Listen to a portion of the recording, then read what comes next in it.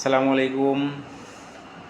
কিছুদিন আগে এক কবির একটা ভিডিও দেখছিলাম, সেখানে তিনি বলছিলেন যে কিয়ামতের আলামত জানি কিন্তু মানি না। তো আমরা আসলে এরকম সমাজের অনেক কিছু জানি কিন্তু মানি না। আমরা জানি কোনটা ভালো কোনটা মন্দ, তারপরও ভালো কাজ করি মন্দ কাজও করি। তো এরকম একটা গল্প বলি। ইরানের একজন বিখ্যাত কবি ছিলেন, যাকে আপনারা সকলেই চিনেন। তাকে একবার ইরানের রাজা তার রাজপ্রাসাদে আমন্ত্রণ জানান। সে আমন্ত্রণ পেয়ে কবি বাড়ি থেকে রওনা হন এবং দীর্ঘ পথ পায়ে হেঁটে ক্লান্ত হয়ে পড়েন। রাতের বেলা এক বাড়িতে আশ্রয় নেন।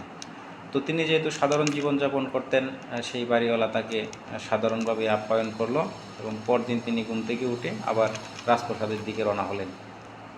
রাজপ্রাসাদে পৌঁছার পর রাজা তাকে পেয়ে খুব আনন্দিত হলেন, অনেক আদর আপ্যায়ন করলেন এবং তিনি যেহেতু সমাজের একজন সমাদৃত লোক, তাকে একটি রাজকীয় পোশাক উপহার দিলেন।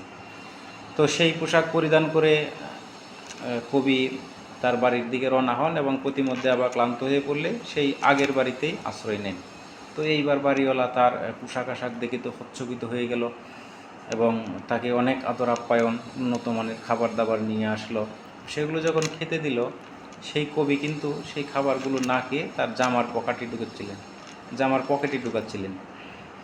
তো এটা দেখে বাড়িওয়ালা জিজ্ঞেস করলেন, কী ব্যাপার ভাই, আপনি খাবার না খেয়ে জামার পকেটে ঢুকাচ্ছেন, এটা কেমন কথা?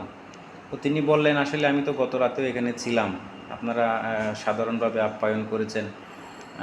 কালকে যেই মানুষটা ছিল আজকে সেই মানুষটাই এখানে উপস্থিত, কিন্তু মাঝখানে তফাৎটা হচ্ছে পোশাকের।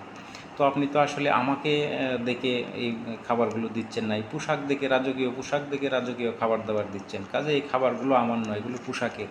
তো তিনি সেগুলো খেলেন না। এটা দেখে বাড়িওয়ালা খুব লজ্জিত হলেন এবং তার কাছে ক্ষমা চাইলেন।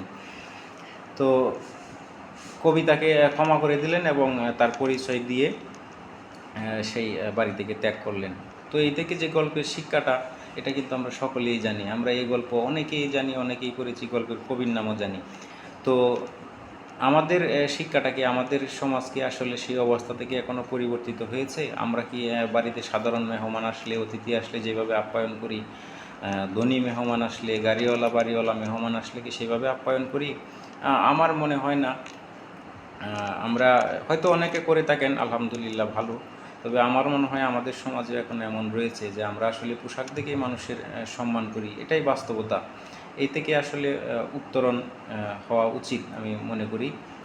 তো তাই আমাদের উচিত বাড়িতে মেহমান আসলে সকলেরই সাধ্যমতো আপ্যায়নের ব্যবস্থা করা, কারো আসলে অবস্থান বা পোশাক দেখে নয়। ধন্যবাদ সকলকে। তো কারা কারা সেই কবির নাম জানেন না তারা কমেন্ট করেন, আর যারা যারা জানেন তারা ভিডিওটি লাইক করতে পারেন।